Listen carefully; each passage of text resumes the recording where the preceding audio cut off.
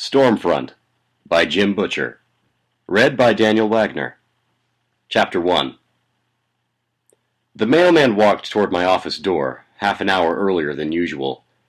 He didn't sound right. His footsteps fell more heavily, jauntily, and he whistled. A new guy. He whistled his way to my office door and then fell silent for a moment. Then he laughed. Then he knocked. I winced. My mail comes through the mail slot unless it's registered. I get a really limited selection of registered mail, and it's never good news. I got up out of my office chair and opened the door. The new mailman looked like a basketball with arms and legs and a sunburned, balding head, and he stood chuckling and reading the sign on the door glass. He glanced at me and hooked a thumb toward the office glass. "You're kidding, right?" I read the sign, people change it occasionally, and shook my head. "No, I'm serious. Can I have my mail, please?" "So, like parties, shows, stuff like that?" He looked past me as though he expected to see a white tiger or possibly some skimpily clad assistants prancing around my one-room office. I sighed, not in the mood to get mocked again, and reached for the mail he held in his hand. "No, not like that. I don't do parties." He held on to it, his head tilted curiously. "So what, some kind of fortune teller? Cards and crystal balls and things?" "No," I told him. "I'm not a psychic." I tugged at the mail. He held on to it. "What are you, then?" "What's the sign on the door say?" "It says Harry Dresden. Wizard." "That's me," I confirmed. "An actual wizard?" he asked, grinning as though I should let him in on the joke. "Spells and potions, demons and incantations, subtle and quick to anger?" "Not so subtle." I jerked the mail out of his hand and looked pointedly at his clipboard. "Can I sign for my mail, please?" The new mailman's grin vanished, replaced with a scowl.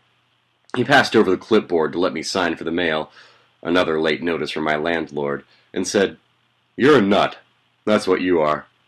He took his clipboard back and said, "You have a nice day, sir." I watched him go. "Typical," I muttered and shut the door. "My name is Harry Blackstone Copperfield Dresden. Conjure by it at your own risk.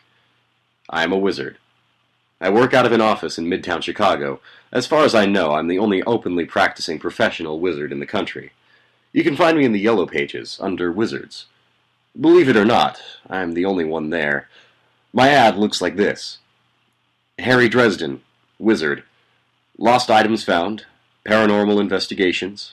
Consulting, advice, reasonable rates. No love potions, endless purses, parties, or other entertainment. You'd be surprised how many people call just to ask me if I'm serious. But then if you'd seen the same things I'd seen, if you knew half of what I knew, you'd wonder how anyone could not think I was serious. The end of the 20th century and the dawn of the new millennium had seen something of a renaissance in the public awareness of the paranormal. Psychics, haunts, vampires, you name it. People still didn't take them seriously, but all the things science had promised us in film strips and black and white movies seen in grade school and junior high hadn't come to pass. Disease was still a problem. Starvation was still a problem. Violence and crime and war were still problems. In spite of the advance of technology, things just hadn't changed the way everyone had hoped and thought they would. Science, the largest religion of the 20th century, had become somewhat tarnished by images of exploding space shuttles, crack babies, and a generation of overweight, complacent Americans who had allowed the television to raise their children. People were looking for something. I think they just didn't know what. And even though they were once again starting to open their eyes to the world of magic and the arcane that had been with them all the while, they still thought I must be some kind of joke. Anyway, it had been a slow month. A slow pair of months, actually. My rent from February didn't get paid until the 10th of March, and it was looking like it might be even longer until I got caught up for this month. My only job had been the previous week, when I'd gone down to Branson, Missouri to investigate a country singer's possibly haunted house. It hadn't been. My client hadn't been happy with that answer, and had been less happy when I suggested he lay off any intoxicating substances and try to get some exercise and sleep, and see if that didn't help things more than an exorcism. I'd gotten travel expenses plus an hour's pay, and gone away feeling I had done the righteous, honest, impractical thing. I heard later that he'd hired a shyster psychic to come in and perform a ceremony with a lot of incense and black lights. Some people. I finished up my paperback and tossed it into the done box. There was a pile of red and discarded paperbacks in a cardboard box on one side of my desk, the spines bent and the pages mangled. I'm terribly hard on books. I was eyeing the pile of unread books, concerning which to start next, given that I had no real work to do, when my phone rang. I stared at it in a somewhat surly fashion. We wizards are terrific at brooding. After the third ring, when I thought I wouldn't sound a little too eager, I picked up the receiver and said, "Dresden." "Oh, is this, Harry Dresden? The, wizard?" Her tone was apologetic, as though she were terribly afraid she would be insulting me. "No," I thought, "it's Harry Dresden, the, lizard. Harry the wizard is one door down." It is the prerogative of wizards to be grumpy. It is not, however, the prerogative of freelance consultants who are late on their rent. So, instead of saying something smart, I told the woman on the phone, "Yes, ma'am. How may I help you today?" She said, "I'm not sure. I've lost something, and I think maybe you could help me?" "Finding lost articles is a speciality," I said. "What would I be looking for?" There was a nervous pause. "My husband," she said. She had a voice that was a little hoarse, like a cheerleader who had been working a long tournament, but had enough weight of years in it to place her as an adult. My eyebrows went up. "Ma'am, I'm not really a missing persons specialist. Have you contacted the police or a private investigator?" "No," she said quickly. "No, they can't. That is, I haven't. Oh dear, this is all so complicated. Not something someone could talk about on the phone. I'm sorry to have taken up your time, Mr. Dresden." "Hold on now," I said quickly. "I'm sorry, you didn't tell me your name." There's that nervous pause again, as though she were checking a sheet of written notes before answering. "Call me Monica." People who know diddly about wizards don't like us to give us their names.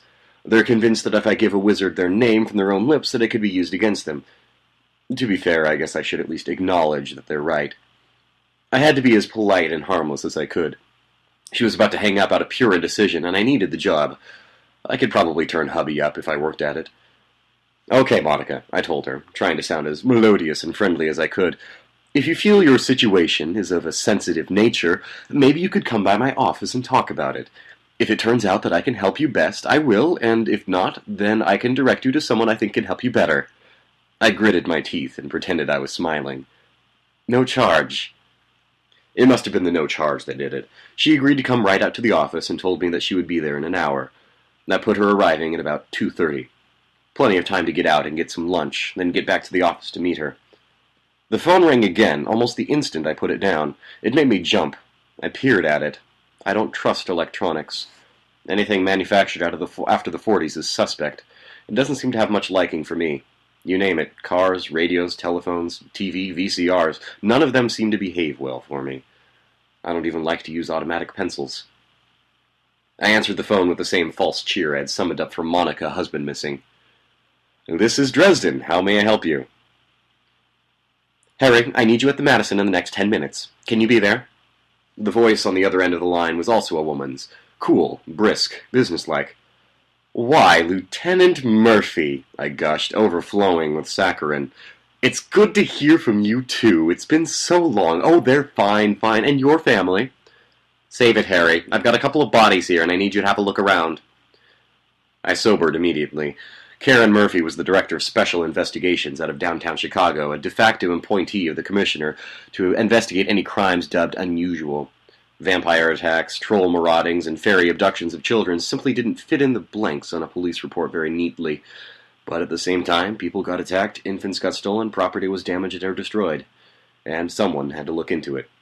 In Chicago, or pretty much anywhere in the Chicagoland, that person was Karen Murphy. I was her library of the supernatural on legs, a paid consultant for the police department. Murphy sounded bad, her voice rough and terse. 2 bodies. 2 deaths by means unknown? I hadn't handled anything like that for her before. "Where are you?" I asked her. "Madison Hotel on 10th, 7th floor." "That's only a 15-minute walk from my office," I said. "So you can be here in 15 minutes. "Good." I said. I looked at the clock. Monica, no last name, would be here in a little more than 45 minutes. "I've sort of got an appointment." "Dresden, I've sort of got a pair of corpses with no leads and no suspects and a killer walking around loose.